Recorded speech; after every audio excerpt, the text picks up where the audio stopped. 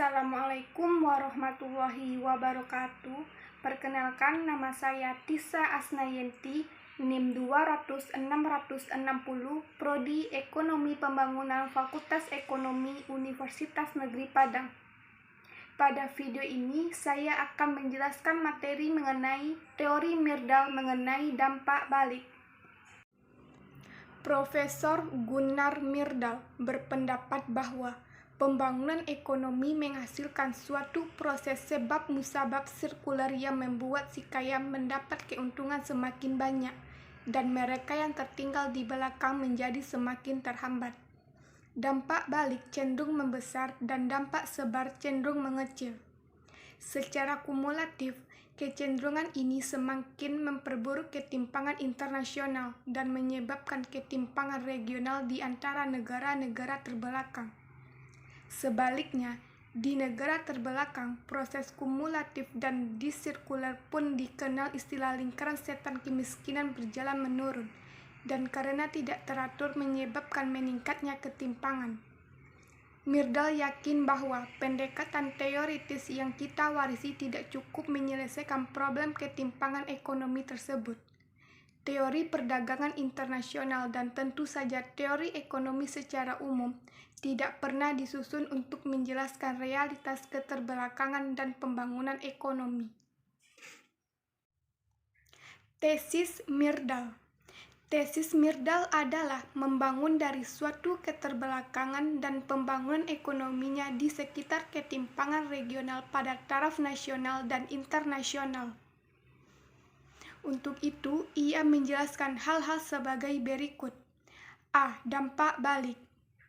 Semua perubahan yang bersifat merugikan dari ekspansi ekonomi suatu tempat karena sebab-sebab di luar tempat itu, atau dapat disebut juga dampak migrasi. Dampak ini merupakan perpindahan modal dan perdagangan serta keseluruhan dampak yang timbul dari proses sebab-musabab sirkular antara faktor-faktor ekonomi dan non-ekonomi. B. Dampak sebar. Menunjuk pada dampak momentum pembangunan yang menyebar secara sentrifugal dari pusat pengembangan ekonomi ke wilayah-wilayah lainnya. Sebab utama ketimpangan regional adalah kuatnya dampak balik dan lemahnya dampak sebar di negara-negara terbelakang.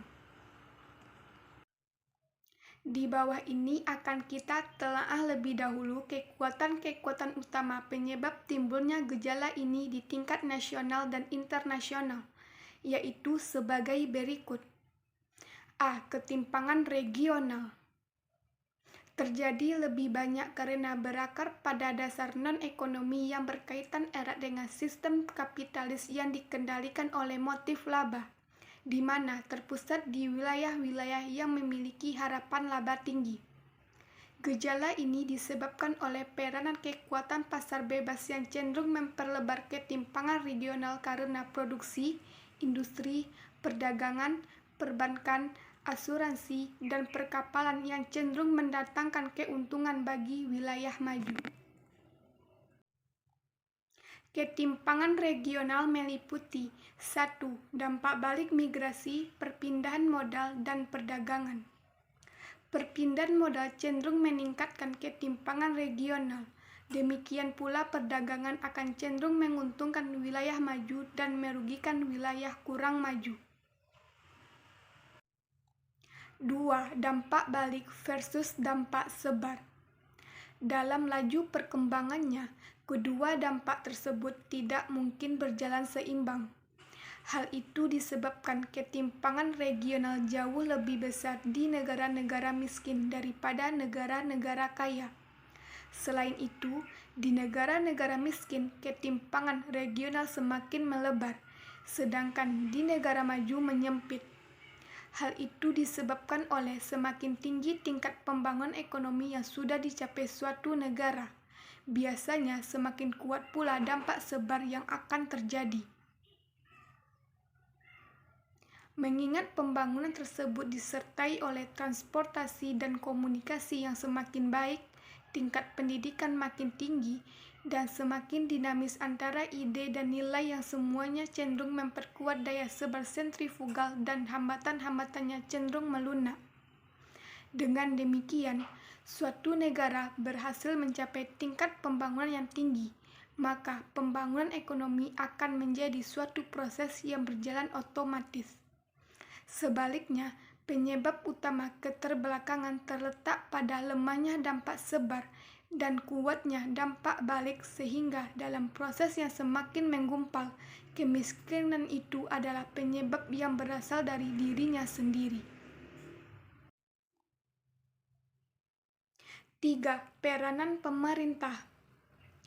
Kebijaksanaan nasional sering memperburuk ketimpangan regional, terutama oleh peranan kekuatan pasar bebas dan kebijaksanaan liberal sebagai akibat lemahnya dampak sebar.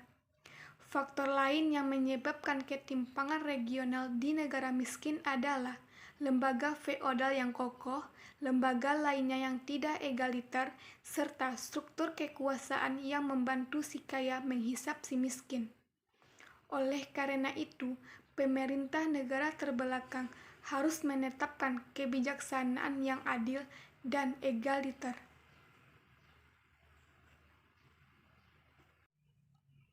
B. Ketimpangan internasional. Pada umumnya, perdagangan internasional menguntungkan negara kaya dan memperlemah negara terbelakang. Sebab negara maju memiliki basis industri manufaktur yang kuat dengan dampak sebar yang kuat pula. Dengan mengekspor produk industri mereka ke negara terbelakang, akan mematikan industri berskala kecil. Ini cenderung mengubah negara terbelakang menjadi produsen barang-barang primer untuk ekspor. Mengingat permintaan akan barang-barang ekspor inelastik, maka mereka menderita akibat fluktuasi harga yang menggila. Sebagai konsekuensinya, mereka tidak dapat mengambil untung dari naik turunnya harga barang di dunia ekspor. Ketimpangan internasional meliputi 1. Perpindahan modal. Hal ini pun gagal menghapuskan ketimpangan internasional karena negara maju lebih menjanjikan keuntungan dan jaminan bagi para investor, maka modal akan semakin menjauhkan diri dari negara terbelakang. Modal yang mengalir ke negara terbelakang diarahkan sebagian besar pada produksi barang primer untuk ekspor. Hal ini akan meragukan mereka karena dampak balik yang kuat. Apapun yang diinvestasikan pihak asing akan meningkatkan dampak balik yang dominan, serta tidak menjadi pemecah masalah dalam ketimpangan internasional. Penilaian kritis teori Myrdal. Tesis Myrdal memperlihatkan suatu teori lain yang sama sekali berbeda dari teori keterbelakangan lainnya. Dengan bagus dia menggabungkan kekuatan internasional dan nasional yang cenderung membawa negara terbelakang tetap berada dalam proses kumulatif, di mana kemiskinan menjadi penyebab dirinya sendiri. Bukti empiris telah menunjukkan bahwa tesis Myrdal telah terbukti kebenarannya. Sekian materi yang dapat saya sampaikan mengenai teori Myrdal mengenai dampak balik. Terima kasih atas perhatiannya. Assalamualaikum warahmatullahi wabarakatuh.